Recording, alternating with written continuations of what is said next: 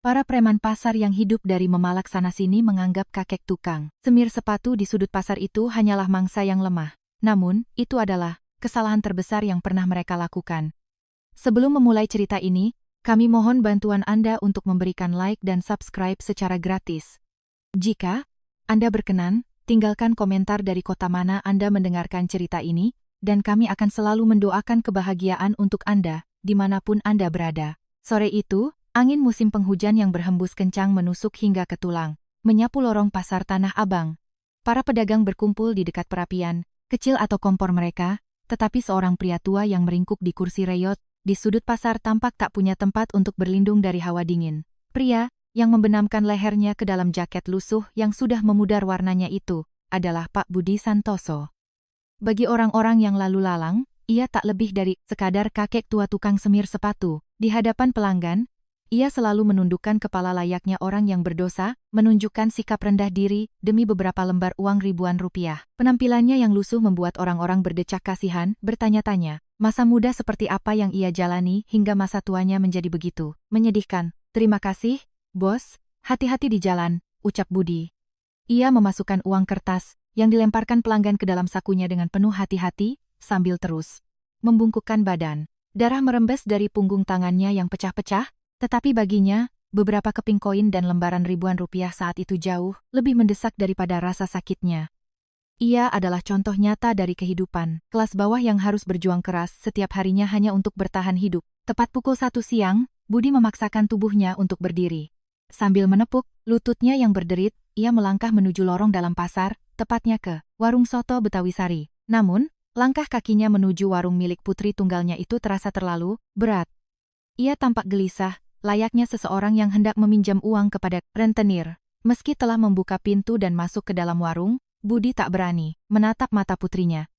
Ia hanya duduk meringkuk di sudut yang sepi, bagaikan seekor kucing liar yang ketakutan. Putrinya, Sari, tak menunjukkan raut gembira melihat ayahnya. Tanpa mengucapkan sepatah kata pun, wanita itu menyalakan kompor dan memanaskan mangkuk soto. Tangannya bergerak kasar saat menyendok potongan daging dan jeroan ke dalam mangkuk. Itu bukanlah wujud bakti seorang anak, melainkan cinta yang bercampur benci. Rasa benci yang mengakar terhadap ayah tak berguna yang seumur hidup, hanya mewariskan kemiskinan, namun di sisi lain, ia tetap merasa berkewajiban untuk memberi makan ayahnya. Ekspresi wajah Sari yang dingin seolah menyiratkan sebuah tuduhan bisu. Apa yang sebenarnya ayah lakukan saat muda dulu sampai membuat hidup kita hancur seperti ini? Budi tentu saja mengerti apa yang ada di dalam hati putrinya. Di hadapan mangkuk soto yang diletakkan Sari dengan suara bantingan keras, ia hanya bisa memainkan sendoknya. Ayah makan ya, ucap Budi dengan suara parau yang nyaris tak terdengar. Ia lalu buru-buru menyuapkan kuah soto yang masih panas ke dalam mulutnya. Tatapan putrinya begitu tajam, sehingga menundukkan kepala dan fokus pada mangkuknya adalah cara yang paling aman baginya. Meskipun lidahnya melepuh karena kuah kaldu yang mendidih, ia tak berada dalam posisi untuk menunjukkan rasa sakit. Tiba-tiba, sebuah suara bariton yang menggema terdengar dari luar warung. "Heh, pemilik warung, keluar." Sekelompok pria berbadan tegap yang mengenakan jas hitam memblokir pintu masuk pasar dan mulai membuat onar. Tangan Budi yang sedang memegang sendok seketika terhenti. Sendok itu bergetar hebat hingga kuah soto tumpah ke atas meja. Secara refleks, ia menciutkan bahunya dan menundukkan kepalanya lebih dalam. Seorang ayah pada umumnya akan langsung bangkit berdiri karena khawatir sesuatu yang buruk akan menimpa putrinya, tetapi Budi berbeda. Ia menutup mata dari kenyataan. Bahkan ketika Sari menatap keluar jendela dengan wajah cemas dan menghentakkan kakinya dengan panik, Budi pura-pura tak melihat dan terus mengunyah sotonya. Ia mati-matian fokus pada makanannya. Sampai tak sadar apakah makanan itu masuk ke mulut atau ke hidungnya, hanya karena ia takut bertatap mata dengan para preman itu. Ya ampun, dasar orang tua tidak berguna. Anaknya sedang dalam bahaya, tapi dia malah seperti itu, terdengar bisik-bisik dari pelanggan di meja sebelah. Namun, Budi tetap tak bergeming, seolah-olah ia telah menutup kedua telinganya. Sikap pura-pura tak tahunya terlihat sangat pengecut. Ia buru-buru meminum sisa kuahnya, lalu mengeluarkan beberapa lembar uang 2 ribuan lecek dari sakunya, dan mendorongnya ke sudut meja. Kemudian, tanpa menoleh sedikit pun ke arah putrinya, ia menyelinap keluar dari warung seperti orang yang melarikan diri. Punggungnya yang menjauh, mengambil jalan memutar untuk menghindari para preman, terlihat secepat tikus namun begitu menyedihkan. Sesampainya kembali di tempatnya menyemir sepatu, Budi tetap gelisah. Dari kejauhan, suara keributan mulai terdengar dari arah warung putrinya, tetapi ia malah menekan topi baretnya dalam-dalam seolah berusaha menutup telinga.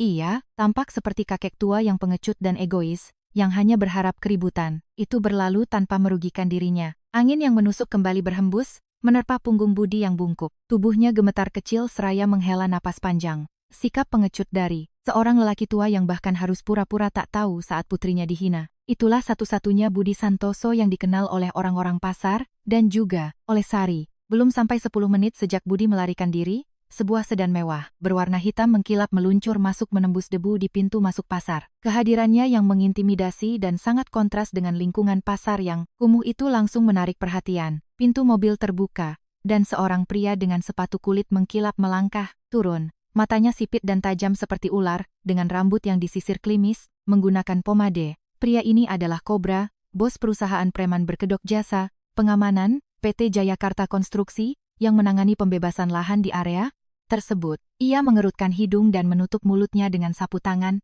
menunjukkan rasa jijik yang terang-terangan seolah udara, di pasar itu pun enggan. Ia hirup. Di belakang Kobra, para anak buahnya yang berbadan besar berbaris seperti pagar hidup. Para pedagang pasar secara naluriah menghentikan aktivitas mereka dan menahan napas. Hanya dari hawa di udara, mereka tahu bahwa orang-orang ini datang bukan sekadar untuk membuat keributan biasa. Tatapan Kobra tertuju pada warung soto Betawi Sari. Warung yang bertahan di tengah-tengah pasar itu adalah batu sandungan terbesar bagi proyek pembangunan mereka. Kobra memberikan isyarat mata kepada anak buahnya, sebuah sinyal yang sangat singkat, tanpa kata-kata, namun begitu kejam. Sari, yang sedang mencuci piring di dalam warung, mematung saat melihat pria-pria itu mendobrak masuk. Tanpa sempat mengeringkan tangannya yang basah, ia melangkah maju menghadang mereka. "Siapa kalian? Keluar! Keluar sekarang juga!" teriak Sari dengan suara bergetar. Namun, para pria itu sama sekali tak mempedulikannya. Sebaliknya, mereka menendang meja tempat seorang pelanggan duduk. Prang, suara pecahan mangkuk keramik memecah keheningan warung. Para pelanggan yang sedang makan menjerit dan berhamburan keluar. Dalam sekejap, warung itu berubah menjadi medan kekacauan. Baru saat itulah Kobra masuk ke dalam dengan santai. Ia menginjak pecahan mangkuk soto di lantai dengan sepatu mahalnya hingga hancur, lalu berjalan mendekati Sari. Kobra tidak menyodorkan surat perjanjian. Alih-alih, ia melihat sekeliling warung dan bergumam seolah berbicara pada dirinya sendiri. "Warung ini bentuknya sangat pas untuk dibakar. Itu bukanlah negosiasi, melainkan ancaman terang-terangan. Jika Sari tidak segera pergi, mereka tidak hanya akan membakar warungnya, tetapi juga menghancurkan hidupnya." Kaki Sari gemetar karena ketakutan, tetapi ia menolak untuk mundur. Warung ini adalah warisan peninggalan ibunya, satu-satunya sumber penghidupan yang harus ia pertahankan untuk menggantikan ayahnya yang tidak kompeten. Ia menghalangi jalan Kobra dan berteriak bahwa ia akan melapor ke polisi. Ia mengeluarkan ponselnya dengan niat menelepon pihak berwajib. Namun, Kobra bahkan tak repot-repot untuk tersenyum sinis. Hanya dengan satu lirikan dari bosnya, seorang anak buah Kobra langsung merebut pergelangan tangan Sari dan membanting ponsel itu ke lantai hingga hancur. Kemudian, pria bertubuh besar itu mendorong Sari dengan kasar. Sari terlempar tak berdaya dan jatuh tepat di sebelah dandang besar berisi kuah soto yang mendidih. Ia menjerit kesakitan saat lengan bawahnya memerah karena melepuh, namun ketakutan yang mencekam jiwanya jauh melampaui rasa sakit fisiknya. Di balik tiang listrik beton, tak sampai 100 meter dari sana, ada sepasang mata yang menyaksikan seluruh kejadian itu. Itu adalah Budi Santoso. Ia melihat dengan jelas bagaimana putrinya didorong hingga terjatuh. Ayah manapun pasti akan mengamuk dan menerjang maju dalam situasi seperti ini. Namun, Budi hanya berdiri gemetar sambil mencengkeram tiang listrik. Kuku-kukunya menggaruk permukaan beton tiang itu dengan putus asa. "Aku harus pergi. Aku harus menghentikan mereka." Pikirannya berteriak, tetapi tubuhnya membeku, seolah terpaku di tanah. Apakah ini karena sumpah yang ia ucapkan 30 tahun yang lalu? Ataukah ia memang telah benar-benar berubah menjadi lelaki tua yang pengecut dan penakut?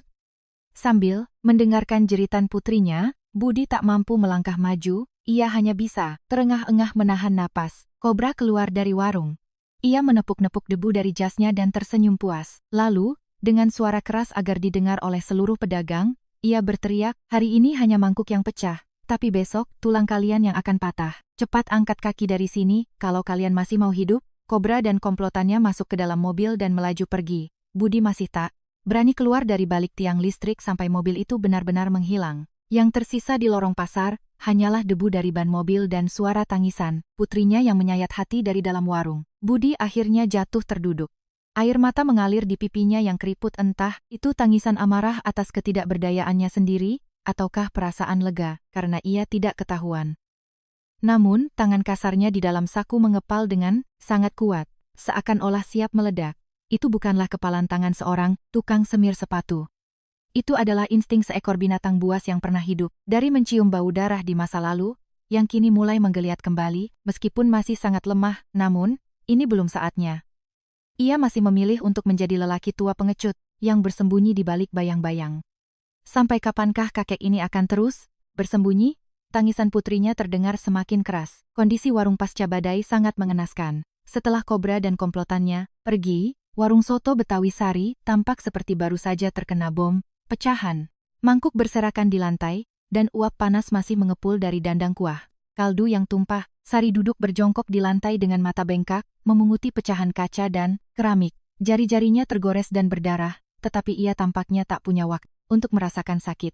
Punggungnya bergetar hebat karena amarah dan kesedihan yang mendalam. Saat itulah, bersamaan dengan suara lonceng di pintu warung terbuka. Perlahan, Budi Santoso masuk. Mulutnya ternganga melihat warung yang hancur, berantakan. Namun, kalimat pertama yang keluar dari mulutnya bukanlah kata-kata penghiburan untuk putrinya. Sambil melangkah hati-hati menghindari pecahan kaca, ia menggaruk kepalanya yang tidak gatal dengan canggung dan berkata, "Sari, tutup saja warungnya. Orang-orang itu bukan orang sembarangan." Itu bukanlah kata-kata yang pantas diucapkan oleh seorang ayah. Di saat putrinya berdarah, alih-alih membelanya, ia justru menyuruhnya untuk menyerah dan melarikan diri. Suara Budi dipenuhi dengan aura kekalahan yang kental. Tangan Sari terhenti. Ia perlahan mengangkat kepalanya dan menatap ayahnya. Tatapan matanya bahkan lebih dingin daripada saat ia menatap Kobra. Tatapan itu bukanlah amarah kepada musuh, melainkan rasa jijik terhadap kepala keluarga yang tak berguna, yang seumur hidup tak pernah bisa diandalkan. Sari melemparkan pecahan kaca yang dipegangnya ke lantai. Prang! Suara itu menusuk jantung Budi. Seumur hidup, ayah selalu melarikan diri. Saat ibu sakit, saat rentenir datang, menagih utang, ayah selalu sembunyi di belakang. Suara Sari pecah karena amarah yang memuncak. Budi menghindari tatapan putrinya dan menundukkan kepalanya dalam-dalam. Ia tak bisa berkata apa-apa. Bukan, lebih tepatnya, meskipun ia ingin berbicara, ia tidak boleh mengucapkannya. Kalimat "jika aku turun tangan, kau akan berada dalam bahaya" yang telah ia telan ratusan kali ke dalam perutnya, dari luar, hanya terlihat sebagai kebisuan yang pengecut. Budi mengeluarkan selembar plester luka yang sudah lecek dari sakunya dan menyodorkannya kepada putrinya. Tangannya bergetar. Namun, Sari menepis tangan ayahnya dengan kasar. Plester itu jatuh tak berdaya ke lantai, menggelinding ke dalam genangan kuah soto yang kotor. "Keluar! Aku muak melihat wajahmu. Keluar!" Sari mendorong punggung ayahnya. Budi terdorong keluar tanpa perlawanan sedikit pun. Suara tangisan penuh. Kebencian putrinya menancap di punggungnya layaknya belati, namun ia tak punya pilihan lain selain keluar dari warung. Berdiri di luar warung, Budi menatap pintu yang tertutup rapat itu cukup lama. Melalui kaca jendela, ia samar-samar melihat putrinya kembali terduduk dan menangis. Budi mengepalkan tangannya kuat-kuat. Kuku-kukunya menancap di telapak tangannya hingga berdarah, tetapi ia menggigit bibirnya dan menahan diri. Aku berjanji tidak akan pernah menggunakan kepalan tanganku lagi. Ia menggunakan sumpahnya kepada mendiang, istrinya sebagai tameng untuk menekan amarah yang mendidih di dadanya. Namun, apakah itu benar-benar kesabaran yang mulia? Ataukah itu hanya alasan untuk menutupi rasa takutnya? Orang-orang yang lewat berdecak dan berbisik-bisik, "Lihat itu, putrinya sedang dihancurkan," tapi dia cuma berdiri mematung. Astaga, orang tua kalau sudah bau, tanah memang cuma jadi beban. Budi bergegas melarikan diri menuju gudang tua di sudut pasar. Sebuah tempat gelap yang tak tersentuh oleh pandangan orang. Hanya di sanalah satu-satunya ruang baginya untuk bisa bernapas. Setelah mengunci pintu gudang dari dalam, ia menjatuhkan dirinya di antara tumpukan barang rongsokan yang berdebu. Tatapannya tertuju pada sebuah tas kulit berjamur yang disembunyikan di balik tong beras tua di sudut gudang. Tas itu adalah kotak Pandora yang tak pernah ia buka selama 30 tahun, atau lebih tepatnya, yang tidak boleh ia buka. Dengan tangan bergetar, Budi mengulurkan tangannya dan mengusap debu pada tas itu. Aroma kulit tua yang bercampur dengan bau amis besi seketika menyengat hidungnya. Ia tahu, detik di mana ia membuka tas ini, kehidupan Budi si tukang Semir sepatu yang damai meski hina akan berakhir. Namun, di luar sana, seolah berbaur dengan deru angin, tangisan putrinya masih terngiang di telinganya. Ia bimbang, apakah ia akan terus menjadi ayah yang pengecut, atau melanggar sumpahnya, dan kembali menjadi monster? Di dalam kegelapan, mata Budi bersinar dengan tatapan yang berat, sementara suasana gudang begitu hening. Di ruang sempit yang dipenuhi bau jamur dan debu tebal itu, Budi duduk sendirian. Di hadapannya terletak tas kulit usang yang telah menelan waktu selama 30 tahun. Tangan Budi memegang resleting tas, ujung jarinya bergetar pelan. Membuka, resleting ini bukan sekadar membuka sebuah tas. Ini sama halnya dengan membuka pintu menuju masa lalu berdarah yang mati-matian ingin ia sangkal. Srik, resleting berkarat itu menjerit saat ditarik. Dari dalam tas, aroma kertas lapuk dan bau besi menyeruak keluar. Barang-barang di dalamnya cukup sederhana. Sepotong kemeja putih yang sudah menguning, sebuah buku catatan tua berisi tulisan kecil-kecil, dan sebuah pemantik Zippo perak. Dengan tangan bergetar, Budi mengambil pemantik itu. Saat sentuhan logam dingin menyentuh telapak tangannya, ingatan masa lalunya 30 tahun yang lalu menyetrum. Sekujur tubuhnya bagaikan aliran listrik, ia membuka tutup pemantik. Suara kling logam yang tajam dan jernih memecah keheningan gudang. Itu adalah suara yang tak mungkin didengar oleh telinga seorang tukang semir sepatu. Itu adalah suara lonceng pertanda dimulainya pertempuran yang hanya diingat oleh Belati Kembar, sosok legendaris yang dulu pernah menguasai kawasan hitam Jakarta. Budi menggesekkan roda pemantiknya. Wus, api kecil menyala, cahaya api yang menari-nari menerangi wajah keriputnya. Di balik cahaya api itu, ia melihat selembar foto usang yang terselip di dasar tas. Itu adalah foto mendiang istri mudanya yang sedang tersenyum cerah sambil menggendong Sari saat masih bayi. Seketika, hati Budi terasa hancur. Istrinya dulu menuntut sebuah janji darinya. Janji untuk tidak pernah berkelahi lagi, janji untuk hidup sebagai orang biasa. Selama 30 tahun, Budi menjaga janji itu melebihi nyawanya sendiri. Ditampar, ia tersenyum, dihina, ia menundukkan kepala. Ia percaya bahwa itulah satu-satunya cara untuk melindungi keluarganya. Namun, menatap nyala api, Budi bertanya pada dirinya sendiri. Lalu, apakah putriku bahagia sekarang? Jawabannya sangat jelas. Putrinya menangis, warungnya dihancurkan, dan dirinya sendiri bersembunyi layaknya pengecut di tempat ini. Atas nama menjaga kedamaian, ia telah berubah menjadi penonton yang tak berdaya. Budi menyadari satu hal, janji yang sesungguhnya bukanlah tidak berkelahi, melainkan melindungi putrinya dengan cara apapun. Yang diinginkan oleh istrinya bukanlah sosok kepala keluarga yang pengecut, melainkan seorang ayah yang bisa diandalkan. Ia membuka buku catatan tua itu. Di sana tertulis deretan nama mantan anggota, gengnya dan peta wilayah kekuasaan yang dulu ia kendalikan di pusat Jakarta. Sebuah dunia raksasa, di mana preman kelas teri seperti kobra bahkan tak pantas untuk sekadar menyebutkan namanya, tertidur di dalam buku itu. Tanpa mematikan api Zippo, Budi perlahan menutup matanya. Ia menarik napas dalam-dalam. Punggungnya yang selalu membungkuk perlahan-lahan mulai tegak. Kelopak matanya yang selama ini selalu sayu dan menatap ke lantai, perlahan terangkat. Klik, ia menutup pemantik apinya. Suara kali ini terdengar berbeda. Itu adalah suara tekad yang bulat, tanpa keraguan. Budi mengeluarkan kemeja putih yang sudah menguning itu dan mencocokkannya ke tubuhnya. Desainnya sangat kuno, tetapi gerakan tangannya saat merapikan kerah kemeja sama sekali tidak menunjukkan kecanggungan seorang kakek tukang semir. Pria yang terpantul di cermin tua di gudang itu bukan lagi Budi Santoso. Beruang, buas yang telah tertidur selama 30 tahun, Belati Kembar, telah terbangun dan menatap lurus ke depan dengan mata yang memancarkan kilatan tajam. Maaf membuat kalian menunggu lama, gumamnya, entah ditujukan kepada siapa, sembari melepas celemek kerjanya yang bernoda semir sepatu dan melemparkannya ke lantai. Suara jatuhnya celemek itu terdengar seperti suara kepakan sayap, jangkrik yang melepaskan cangkang lamanya. Persiapannya telah selesai. Waktunya telah tiba bagi harimau tua yang dikira sakit untuk memamerkan cakarnya. Di luar gudang, angin dingin masih berhembus, kencang, namun Budi tak lagi merasakan hawa dingin. Ada api yang menyala jauh, lebih panas di dalam dadanya. Langkah kaki Budi saat keluar dari gudang dengan membawa tas usangnya jauh lebih cepat dari sebelumnya. Udara malam Jakarta terasa menusuk, namun hatinya terbakar oleh penyesalan dan tekad yang terlambat. Ia bertekad untuk menjadi ayah yang seutuhnya malam ini, dan melangkah kembali ke warung putrinya. Namun, begitu ia memasuki pintu lorong pasar, jantungnya serasa copot. Di depan, warung soto yang familiar itu, terparkir sebuah ambulans dengan lampu merah yang berkedip menyilaukan. Garis polisi telah terpasang, dan kerumunan warga pasar menatap ngeri dengan bisik-bisik yang dipenuhi ketakutan. Minggir, semuanya minggir. Budi menerobos kerumunan layaknya orang gila, namun, tak ada putrinya di dalam warung. Yang menyambutnya hanyalah lantai yang berantakan, uap putih yang masih mengepul dari dandang yang terbalik, dan bercak darah segar yang menodai pecahan kaca. Bercak darah itu seolah menertawakan kepengecutan Budi yang membiarkan hal itu terjadi. Astaga, Pak Budi, Bapak dari mana saja? Anak Bapak hampir mati. Tangis, seorang nenek penjual buah di warung sebelah sambil menarik ujung baju Budi. Kata-kata nenek itu bagaikan petir di siang bolong.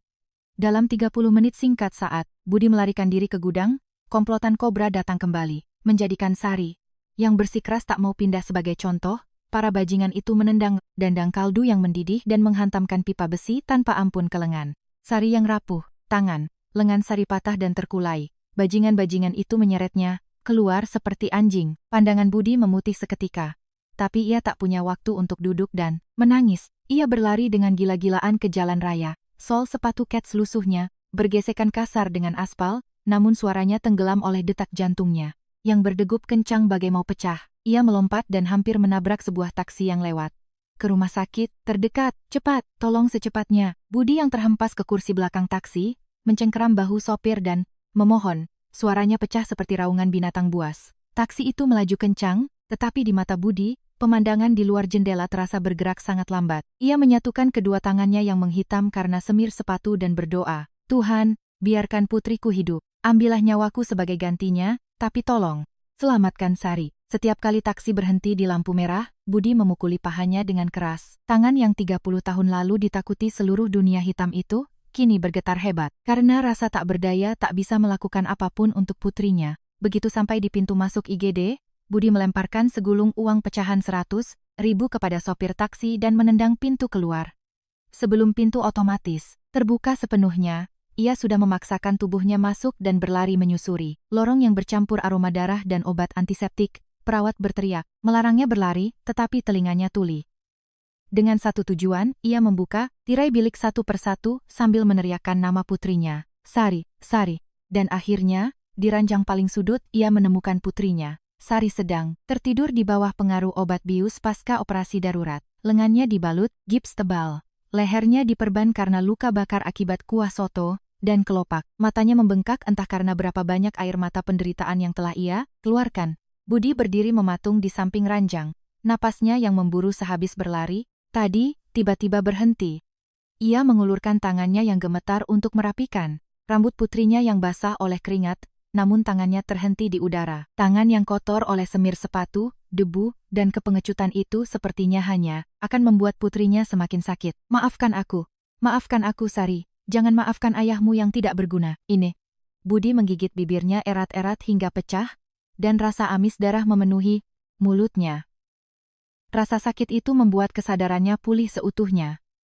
Kesedihan di matanya yang sayu menguap seketika, digantikan oleh aura membunuh yang sangat pekat. Itu adalah tatapan iblis yang 30 tahun lalu membuat seluruh mafia di kawasan Jakarta gemetar ketakutan. Tatapan tanpa emosi, tanpa belas kasihan. Ia membisikkan kata perpisahan pelan yang tak akan didengar oleh putrinya. Ayah, pergi sebentar, ya. Ayah harus bersih-bersih sedikit. Budi berbalik tanpa menoleh lagi dan melangkah keluar dari rumah sakit.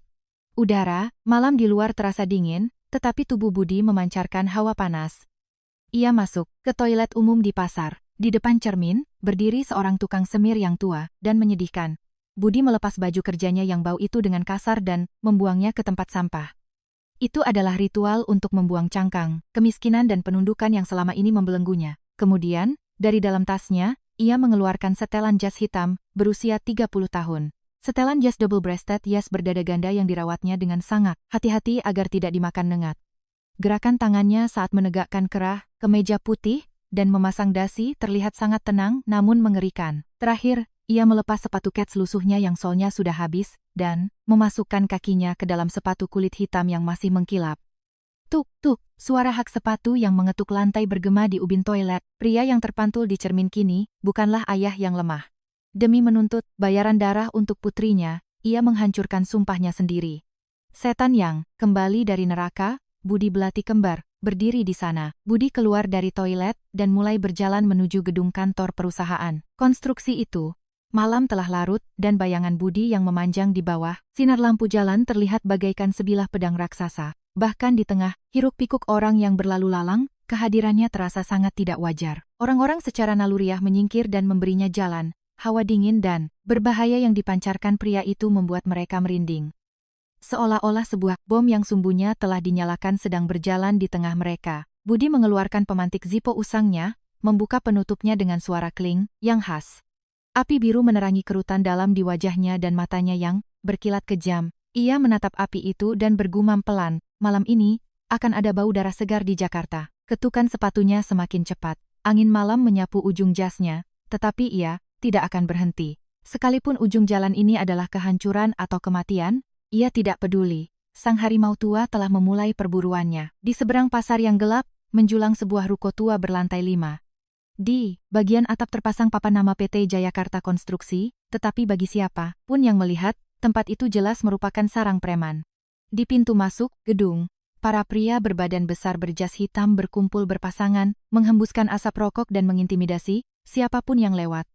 Asap pekat yang mereka hembuskan seolah mendeklarasikan bahwa hukum di kawasan ini ada di tangan mereka. Dari balik kepulan asap rokok itu, sepasang sepatu kulit mengkilap melangkah maju dengan mantap. Itu adalah Budi Santoso. Melihat kedatangan seorang kakek dengan setelan jas model kuno berusia 30 tahun, para preman muda yang berjaga di pintu saling pandang dan menyeringai meremehkan. Bagi mereka, Budi hanyalah seekor domba tua yang menyerahkan diri ke kandang harimau. Ada apa ini? Kakek ini tersesat? Ya, panti jompo arahnya di sebelah sana. Salah satu preman yang mengunyah permen karet melangkah maju dengan gaya arogan dan menghadang Budi. Ia menepuk-nepuk dada Budi dengan telunjuknya, sebuah ejekan dan penghinaan yang nyata. Namun, Budi tak bergeming sedikitpun. Tatapannya tidak tertuju pada cecunguk di depannya, melainkan mengarah ke atas, ke lantai tertinggi di mana ruang direktur berada. Budi perlahan menundukkan pandangannya dan menatap preman yang menghalanginya. Matanya bagaikan sumur gelap yang tak berdasar, membuat pria itu merinding hingga ke tulang punggung. Minggir. Aku datang untuk menemui majikanmu. Suaranya rendah, tetapi bobot dalam kalimat itu luar biasa. Sang preman sempat berjengit dan hampir mundur, namun karena gengsi dilihat oleh teman-temannya, dari belakang, ia langsung mengepalkan tinjunya. Ia berniat menghancurkan kesombongan kakek tua ini dengan kekuatan. Dasar kakek gila, semuanya terjadi dalam sepersekian detik. Bahkan sebelum tinju preman itu menyentuh wajah Budi dengan gerakan setipis kertas memutar tubuh bagian atasnya untuk menghindari pukulan itu. Di saat yang bersamaan, tanpa gerakan berlebih, ia menghujamkan tinjunya tepat ke ulu hati pria tersebut. Buh, suara pukulan yang berat dan dalam bergema di lobi. Tanpa sempat mengeluarkan suara sedikit pun, mata pria itu memutih dan ia tumbang ke lantai seperti pohon tumbang. Hanya butuh satu pukulan. Bahkan, sebelah tangan Budi masih berada di dalam sakunya.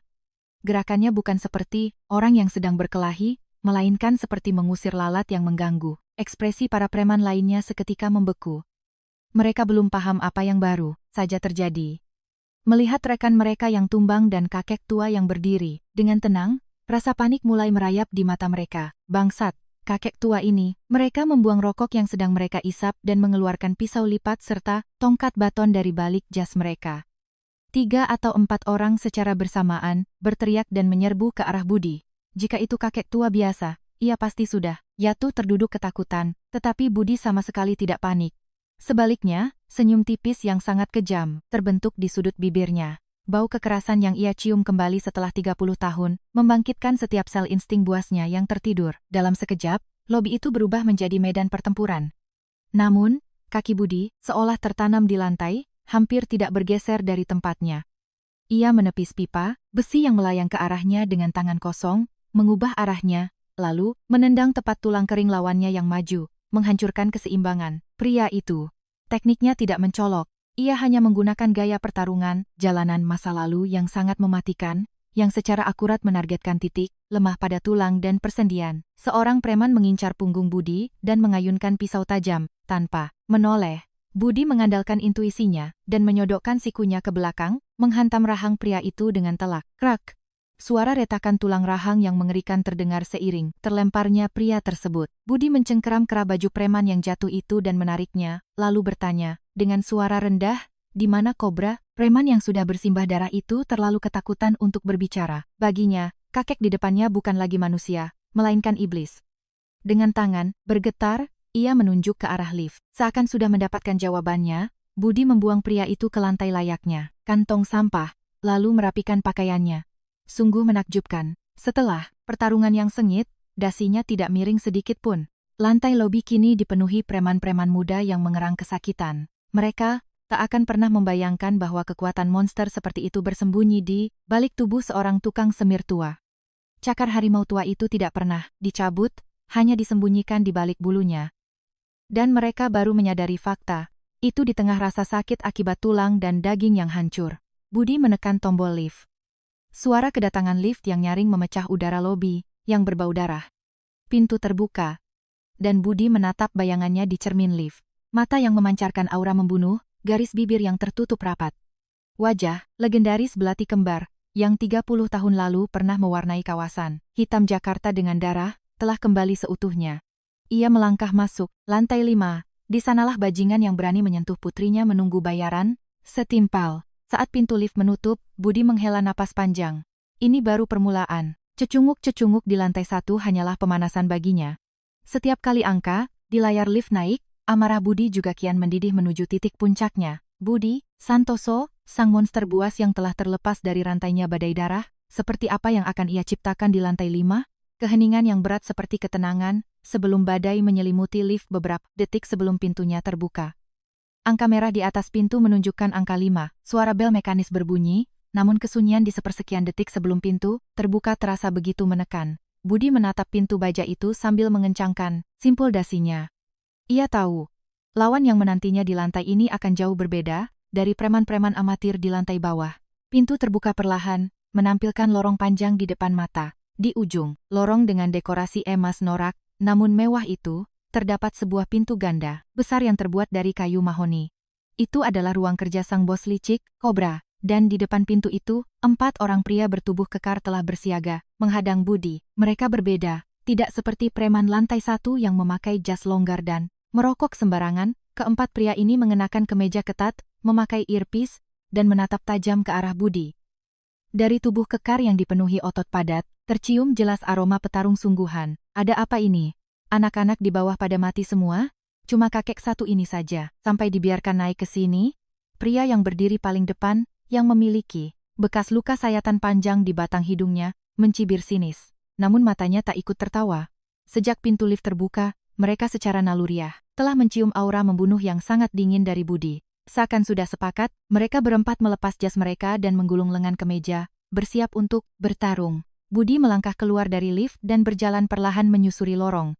Setiap kali ketukan sepatunya beradu dengan lantai marmer, kepadatan udara di sekitarnya terasa semakin mencekik. Ia berhenti tepat di depan keempat pria itu, lalu membuka suara dengan sangat sopan, namun memancarkan arogansi yang tak terbantahkan. Kalau kalian tidak mau bayar biaya rumah sakit yang mahal, pergilah sekarang. Itu bukanlah sebuah peringatan, melainkan belas kasihan. Namun, para serigala muda yang haus darah itu menganggap kemurahan hati sang harimau tua sebagai sebuah penghinaan. Pria berwajah codet itu berteriak dan menerjang maju. Tinjunya cepat dan berat, sebuah pukulan mematikan yang bahkan bisa membelah angin, namun Budi hanya memiringkan kepalanya sedikit untuk membiarkan pukulan itu melewatinya. Namun, serangan kali ini berbeda. Begitu Budi menghindar, pria lain yang berada di sampingnya langsung melepaskan tendangan yang mengincar pinggang Budi. Ini adalah kerja sama tim yang tak bisa dibandingkan dengan para amatir di lantai 1. Budi mengerutkan kening dan mengangkat tangannya untuk menangkis tendangan itu.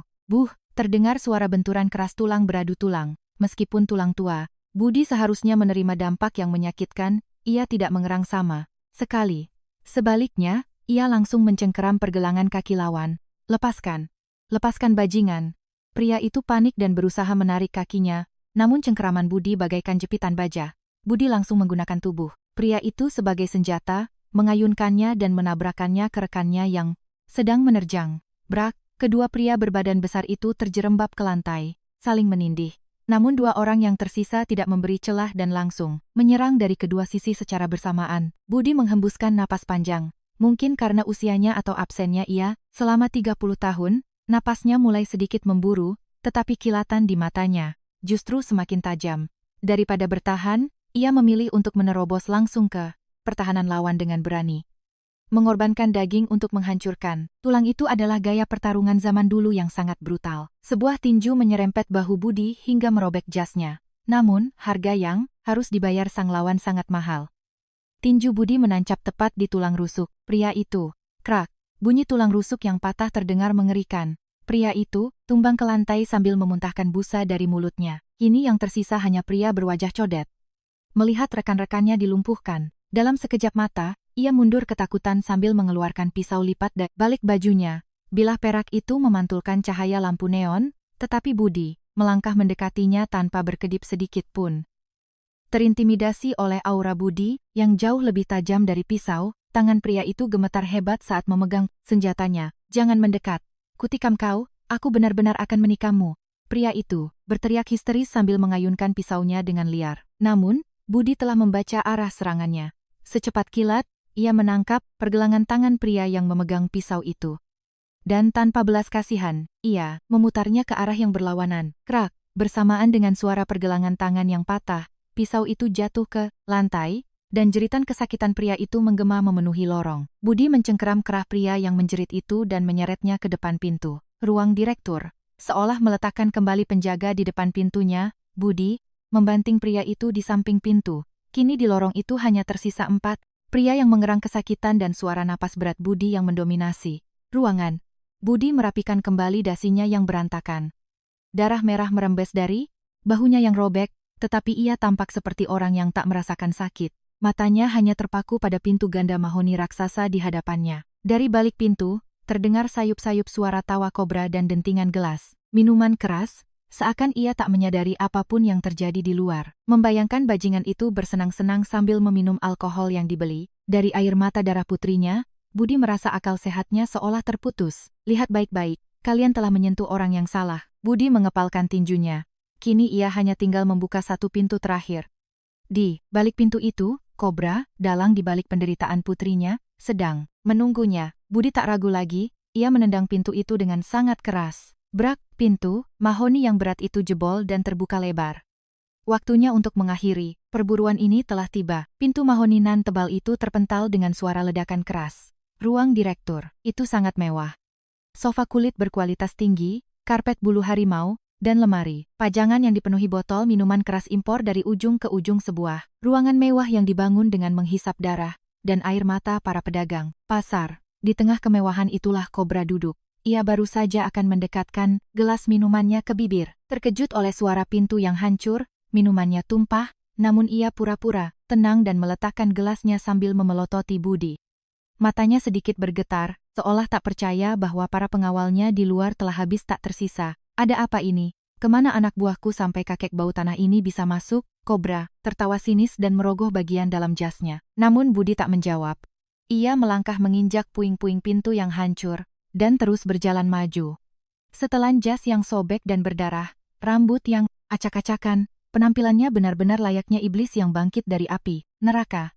Mata Budi hanya tertuju pada leher kobra. Kau yang mematahkan lengan putriku? Suara Budi terdengar rendah dan kering. Namun, niat membunuh yang terkandung di dalamnya seketika membuat suhu di dalam ruangan itu anjlok. Baru pada saat itulah kobra menyadari gawatnya situasi, wajahnya berkerut dan ia segera melompat dari sofanya. Oh, jadi kau ayahnya si jalang penjual soto itu? Harusnya kau ajari dia sopan santun dari awal. Kalau saja dia mau serahkan warung itu baik-baik, lengannya yang cantik tak akan hancur. Kobra berdecak lidah, sengaja mengorek luka Budi. Itu adalah provokasi yang sangat nyata. Ia mencoba membuat kakek itu kehilangan akal sehatnya agar bisa mencari celah. Namun Budi tidak terpancing. Langkahnya justru semakin tenang dan mantap. Keheningan Budi terasa jauh lebih mengerikan, membuat kobra panik, mundur, dan buru-buru menarik laci mejanya. Klik. Senjata yang ditarik keluar oleh kobra adalah sepucuk pistol hitam yang dingin. Pistol di Indonesia, tentu itu hal yang gila. Tapi bagi kobra yang punya koneksi dalam di dunia hitam, tidak ada yang mustahil. Ia menodongkan moncong pistol itu tepat ke tengah dahi Budi sambil tertawa licik. Jangan bergerak. Berhenti di situ kalau kau tak mau ada lubang di kepala. Tuamu. Bagi orang biasa, kakinya pasti sudah lemas dan jatuh terduduk. Tetapi Budi tak berhenti. Ia tak berkedip sekalipun melihat ujung laras pistol itu. Bagi Budi, yang 30 tahun lalu pernah bertaruh nyawa di tengah hujan darah di kawasan preman Jakarta, sebuah pistol di tangan yang gemetar sama sekali bukan ancaman. Budi melangkah maju selangkah demi selangkah. Wajah kobra mulai pucat pasi karena ketakutan. Ia harusnya menarik pelatuk, namun jari-jarinya seolah lumpuh oleh aura membunuh Budi yang begitu pekat. Tembak kalau berani. Tapi saat kau menembak, saat itu juga lehermu akan kupatahkan. Begitu kata-kata Budi selesai, kobra menjerit ketakutan dan bersiap menarik pelatuknya. Dor. Suara tembakan meledak di ruang direktur, tetapi Budi tidak jatuh. Peluru itu hanya menyerempet telinganya dan menghancurkan botol-botol minuman di lemari pajangan di belakangnya. Di sepersekian detik sebelum pelatuk ditarik, Budi memiringkan kepalanya dengan cepat sekaligus memangkas jarak di antara mereka. Tangan Budi menyambar pergelangan tangan kobra. Krak, bunyi tulang hancur, terdengar bersamaan dengan jatuhnya pistol ke lantai. Tanpa membuang waktu, Budi mencengkram kerah kobra dan membantingnya ke atas meja kerja. Prang, papan, nama dan dokumen-dokumen berserakan di lantai, dan kobra yang tadinya menguasai kawasan pasar itu kini tergeletak hina di bawah cengkeraman Budi. Budi mengangkat tinjunya tinggi-tinggi. Satu pukulan ini cukup untuk menghancurkan wajah kobra berkeping-keping. Itu adalah momen di mana dendam putrinya bisa terbayar lunas. Namun, tepat pada saat itu, kobra yang mulutnya sudah berdarah malah terkekeh-kekeh dan menekan sebuah tombol panik berwarna merah yang tersembunyi di bawah mejanya. Hehehe, kau membuat kesalahan besar, Kek. Kau tahu siapa aku? Kau tahu siapa bos di belakangku? Kobra berteriak kegirangan. Ia baru saja mengirimkan sinyal bahaya kepada ketua kartel pusat tempat ia bernaung. Jika tombol itu ditekan, bukan hanya preman di gedung ini yang datang, tapi bos besar jaringan mafia terbesar se-Jakarta akan langsung turun tangan. Kau sudah mati sekarang. Dan anak gadismu di rumah sakit juga tak akan selamat. Kalau bos Haryanto datang, kalian berdua akan dilenyapkan tanpa jejak. Saat kata putri keluar dari mulut kobra, mata Budi kembali berkilat murka. Bahkan sebelum kobra menyelesaikan kalimatnya, Budi mendaratkan pukulannya. Namun ia tidak membunuhnya. Ia mungkin menahannya untuk memperlihatkan teror yang jauh lebih mengerikan. Tepat saat itu, terdengar suara decitan rem dari puluhan mobil yang berhenti mendadak di luar gedung. Bersamaan dengan suara keributan yang bising, langkah, kaki yang tak terhitung jumlahnya bergemuruh menaiki tangga hingga membuat seluruh bangunan bergetar. Bekingan kobra, bos Haryanto sang ketua, telah tiba. Budi melonggarkan dasinya dengan kasar sambil menatap keluar melalui jendela yang pecah. Barisan sedan hitam mewah mengepung gedung. Kini ia bukan lagi menghadapi si cecunguk kobra sendirian, melainkan harus melawan seluruh organisasi raksasa dalam situasi yang sangat kritis. Namun, ekspresi wajah Budi justru terlihat sangat tenang. Bruk, bruk, bruk, suara langkah kaki berat yang menggema di seluruh gedung, kini memenuhi lorong lantai 5. Mirip seperti sepasukan militer yang sedang berbaris maju. Kobra yang terkapar di atas meja kerja meludah darah dan terkekeh-kekeh. Tawa penuh keyakinan bahwa sang penyelamat telah tiba. Hehehe, kau dengar suara itu? Tubuhmu akan dihancurkan sampai tak bersisa. Bos kami bukan orang yang pemaaf sepertiku. Kobra menunjuk-nunjuk Budi dengan tangannya yang gemetar saat ia mencoba berdiri terhuyung-huyung. Budi tak mengucapkan sepatah kata pun. Ia melipat dasinya dan memasukkannya ke dalam saku, lalu menyilangkan kedua tangannya ke belakang sambil menatap pintu yang terbuka. Ekspresinya tidak hanya tenang, tetapi bahkan terlihat sedikit bosan. Sangat tidak masuk akal jika itu adalah raut wajah kakek tua yang akan menjemput ajalnya. Tak lama kemudian, di ambang pintu yang rusak itu, para pengawal berjas hitam berbaris rapi di kedua sisi. Dari tengah-tengah mereka, muncul seorang pria, parubaya, mengenakan mantel impor berkualitas tinggi, dengan cincin platina, berkilau di jari tangannya yang menggenggam tongkat mahal. Pria itu adalah bos Haryanto, ketua kelompok macan pusat yang menguasai seluruh dunia hitam, Jakarta. Bos Haryanto mengernyitkan dahi melihat ruang kerja kobra yang berantakan bagai kapal pecah, kobra yang babak belur sambil terengah-engah, perabotan yang hancur. Dan di tengah kekacauan itu berdiri seorang lelaki tua yang lusuh. Di matanya, semua ini tampak seperti lelucon rendahan yang menjijikkan. Bos, Anda sudah datang. Kakek gila ini tiba-tiba ngamuk dan saya, kobra, berlari tertatih-tatih ke hadapan bos Haryanto, berpura-pura menjadi korban dan menundukkan kepalanya. Bos Haryanto menatap kobra dengan tatapan menyedihkan, lalu mengalihkan pandangannya ke arah Budi. Ia berniat melihat wajah orang gila yang berani menghancurkan wilayah kekuasaannya. Namun, saat mata bos Haryanto bertemu dengan wajah Budi, klotak, tongkat mahal yang dipegang bos Haryanto jatuh menghantam lantai marmer. Matanya, yang selalu dingin dan arogan kini bergetar hebat layaknya sedang dilanda gempa bumi. Mulutnya menganga lebar, Seluruh tubuhnya membeku bagaikan seseorang yang baru saja melihat hantu. Tidak mungkin. Suara yang keluar dari mulut Bos Haryanto bergetar hebat. Meski 30 tahun telah berlalu, meski rambut pria itu telah memutih dan kerutan di wajahnya bertambah dalam, Bos Haryanto langsung mengenalinya dalam sekali pandang. Sosok di depannya adalah pria yang pernah ia layani layaknya dewa saat ia masih menjadi preman ingusan di masa lalu, sang legenda nomor 1, dunia hitam Jakarta, Bang Budi Belati Kembar. Budi menatap Bos Haryanto yang mematung, lalu tersenyum tipis. Dengan suara rendah yang menusuk tulang, Budi membuka suaranya. Kau sudah besar ya, Tole. Itu adalah nama panggilan kampungannya yang memalukan di masa lalu, yang tak seorang pun berani mengucapkannya semenjak ia menjadi bos besar. Satu kata, itu mengubah total atmosfer di ruangan direktur tersebut. Kobra tak percaya dengan apa yang didengarnya. Ia pikir kakek tua itu benar-benar sudah gila dan cari mati. Baru saja Kobra akan berteriak memarahi, Budi, pemandangan yang tak masuk akal terbentang di depan matanya. Bruk, Bos Haryanto yang perkasa itu berlutut di hadapan Budi. Bukan posisi berjongkok, melainkan bersimpuh dengan kedua lutut menempel di lantai, membungkukkan badan, hingga kepalanya menyentuh tanah. Sebuah gestur penundukan diri yang mutlak. Abang. Bang Budi. Abang masih hidup? Suara Bos Haryanto dipenuhi campuran, rasa takut, hormat, dan juga haru. Ia membenturkan dahinya ke lantai dan berteriak layaknya orang yang menangis histeris. Kobra dan para pengawal lainnya mematung seperti patung batu, tak mampu menutup mulut mereka. Pemimpin tertinggi mereka yang berkuasa mutlak, kini gemetar. Ketakutan di depan kakek tukang semir sepatu. Bebos. Bebos kenal dengan orang ini? Kobra bertanya dengan gagap. Bukannya menjawab, Bos Haryanto bergerak secepat kilat, mengambil tongkatnya, yang jatuh, lalu menghantam tulang kering Kobra dengan sangat keras. Brak, bangsat kau. Kau tahu siapa yang berani kau buka mulut padanya? Beliau ini adalah abang tertuaku.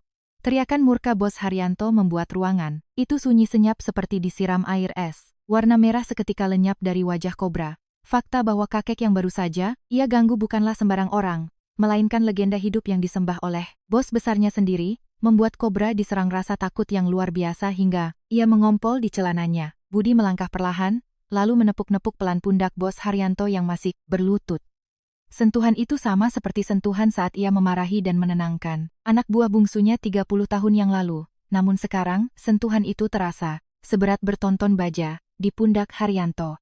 Lengan putriku patah, dan warungnya dihancurkan. Itu kelakuan anjing-anjingmu. Kata-kata Budi yang kering membuat Haryanto gemetar hebat seperti daun yang ditiup badai. Haryanto sekali lagi membenturkan kepalanya ke lantai dan memohon. Bebunuh saja saya, Bang. Saya gagal mendidik anak buah saya. Abang mau penggal. Kepala saya pun saya tak akan protes. Situasinya berbalik 180 derajat. Orang-orang yang mencoba menindas Budi dengan kekerasan, kini justru diinjak-injak dengan kejam oleh hukum rimba kekuasaan yang mereka sembah sendiri. Budi menatap Haryanto yang terus memohon, lalu mengarahkan tatapan dinginnya ke arah Kobra.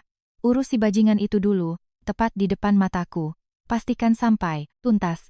Kobra menjerit dan berusaha merangkak mundur, tetapi tak ada lagi tempat untuk lari. Sang pemburu kini resmi menjadi buruan.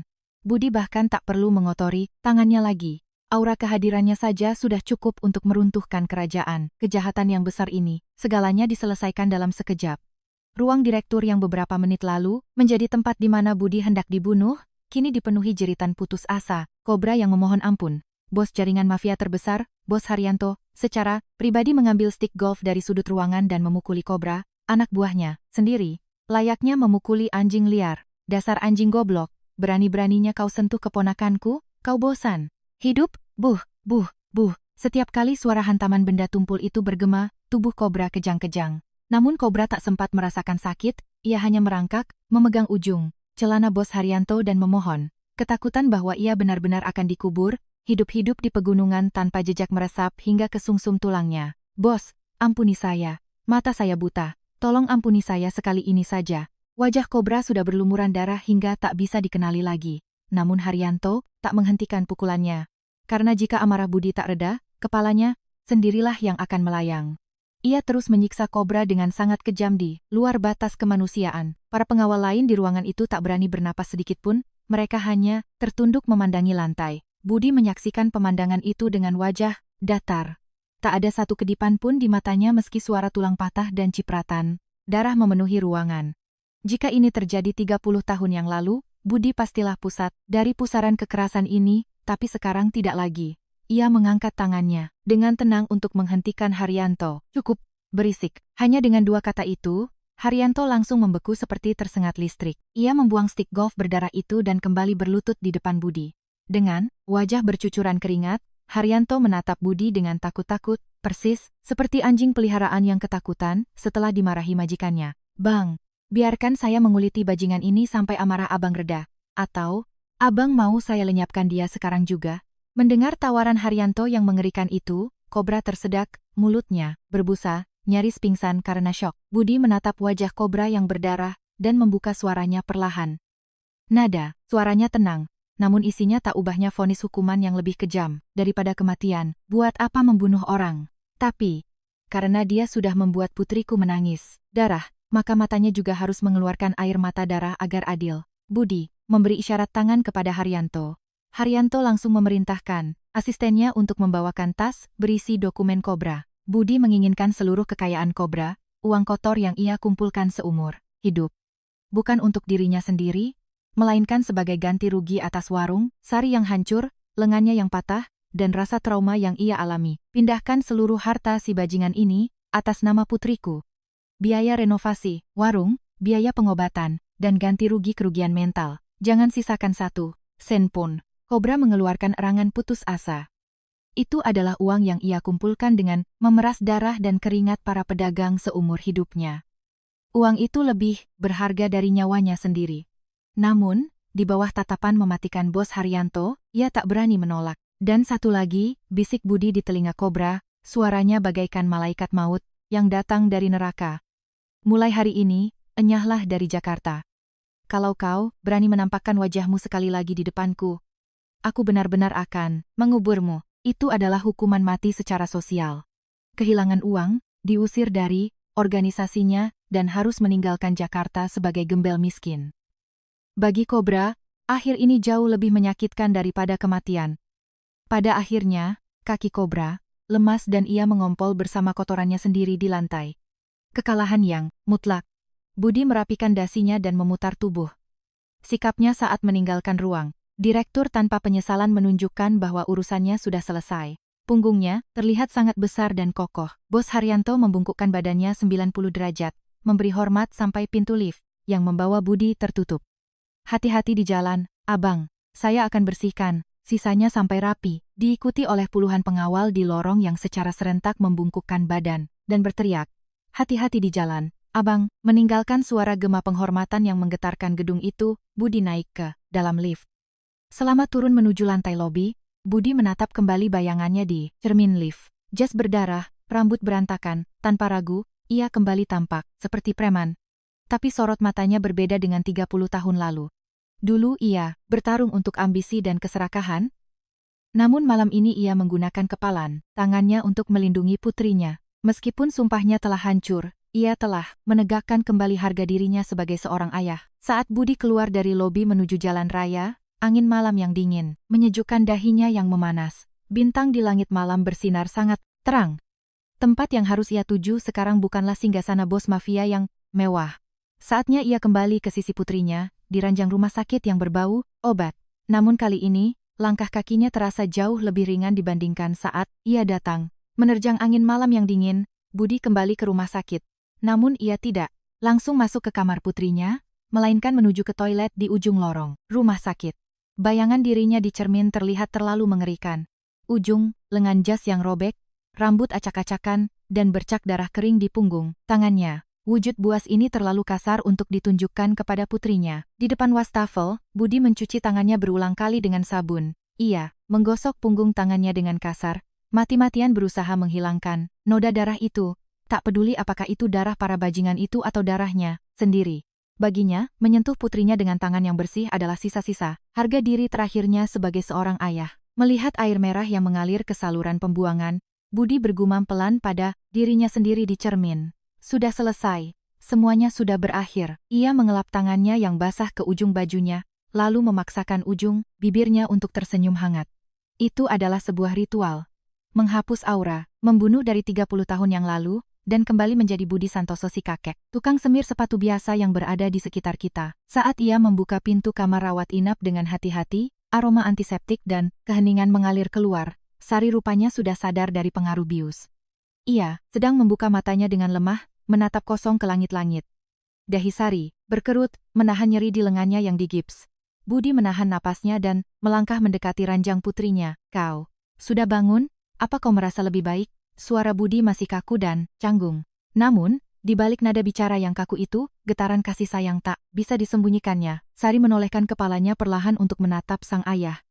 Ayah yang ia lihat sekarang berbeda dari biasanya. Ia bukanlah pria penakut yang selalu menciutkan bahu dan menunduk seperti pesakitan. Meski kemejanya basah oleh keringat dan penampilannya berantakan, tatapan mata yang ia tunjukkan pada putrinya sangat teguh dan kokoh, layaknya mata seorang pelindung keluarga sejati. Mata Sari kemudian menangkap memar kebiruan yang mengintip dari balik lengan baju ayahnya yang sobek. Ayah, bajumu kenapa? Ayah habis dipukuli di mana lagi? Suara Sari serak, menahan tangis. Ia bukan marah karena ayahnya begitu bodoh membiarkan dirinya dipukuli.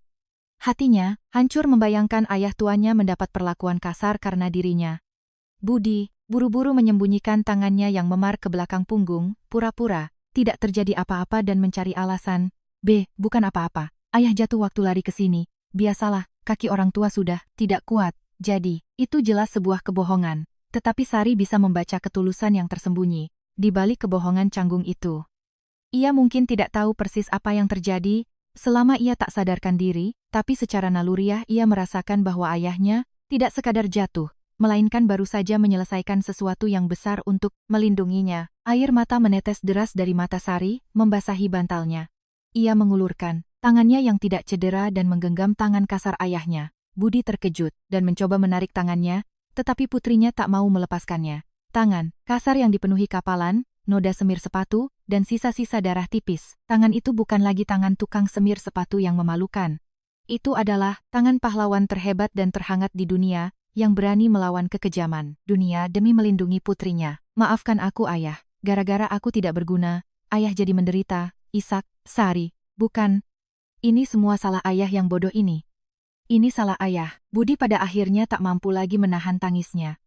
Ia membalas genggaman putrinya dengan kedua tangannya dan menangis terseduh-seduh, air mata yang bahkan tak pernah ia keluarkan saat ia menjadi bos preman paling ditakuti 30 tahun. Lalu, ataupun selama 30 tahun ia hidup menahan hinaan sebagai tukang semir sepatu. Malam itu, di kamar rumah sakit yang sempit, semua kesalahpahaman dan rasa benci yang telah terpendam bertahun-tahun mencair, digantikan oleh mekarnya kembali cinta kasih keluarga yang hangat. Di luar jendela, fajar perlahan menyingsing. Cahaya pagi yang kebiruan mengusir kegelapan malam, menyinari kedua ayah dan anak itu. Budi tetap duduk menjaga Sari sampai putrinya kembali tertidur pulas. Punggung bungkuk Budi hari itu terlihat luar biasa lebar dan bisa diandalkan. Kini, Budi bukan lagi pengecut yang lari dari masa lalunya. Demi putrinya, ia bisa dengan sukarela menjadi harimau buas sekaligus tukang semir sepatu biasa. Ia telah terlahir kembali menjadi ayah sejati. Bukankah ini yang disebut sebagai kebangkitan sesungguhnya dari legenda Budi Santoso yang telah tertidur selama 30 tahun?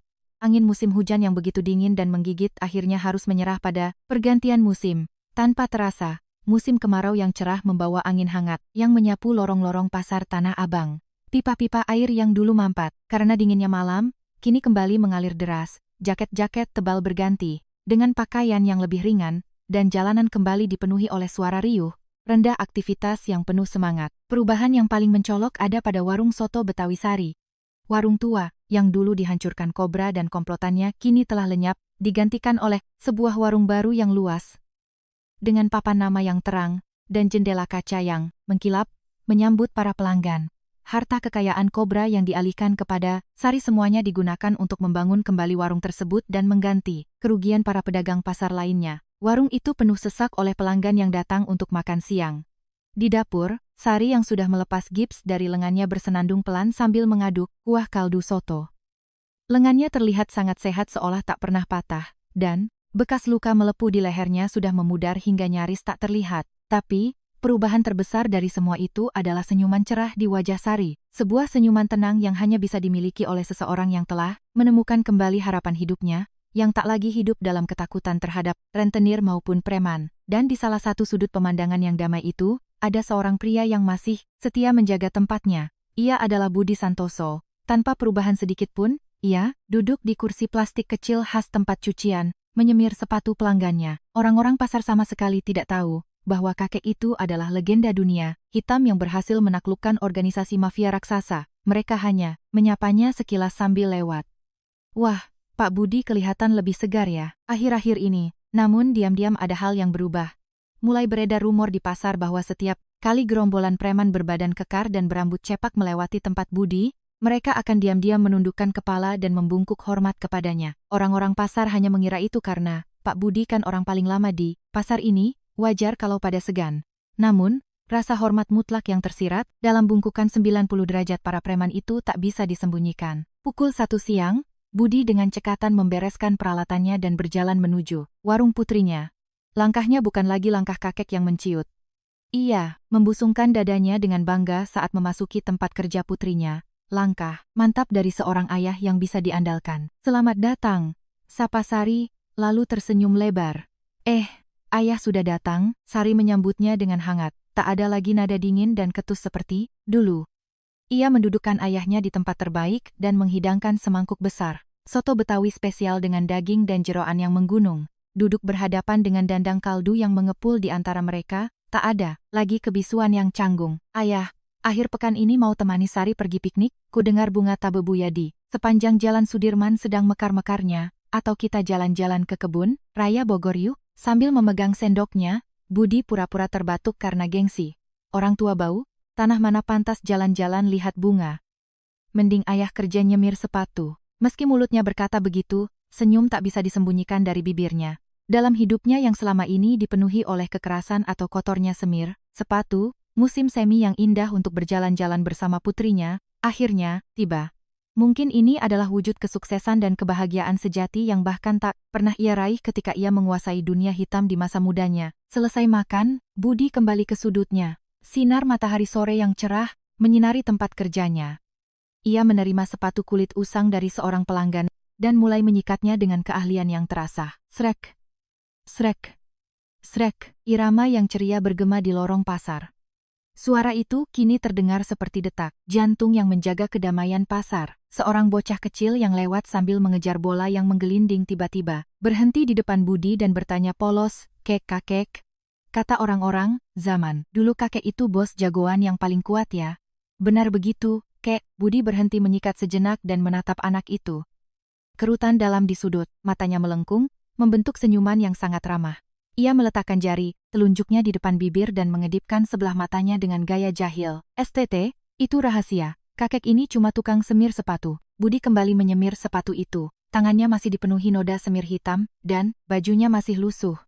Namun, duduk di kursi kecilnya dengan latar langit senja di pasar Tanah Abang, punggung kakek itu terlihat jauh lebih agung daripada raja manapun yang duduk di atas singgasana. Pahlawan sejati, bukanlah mereka yang memakai jubah dan terbang di angkasa, melainkan mereka yang dengan sukarela dan diam-diam menjaga tempatnya, sekalipun di tempat yang paling rendah, demi melindungi orang-orang yang mereka cintai. Matahari perlahan terbenam, dan lampu-lampu jalanan pasar mulai menyala satu per satu. Hari ini pun, kehidupan sang legenda Jakarta, Pak Budi si tukang semir sepatu, berakhir dengan cara yang biasa saja, namun terasa begitu luar biasa.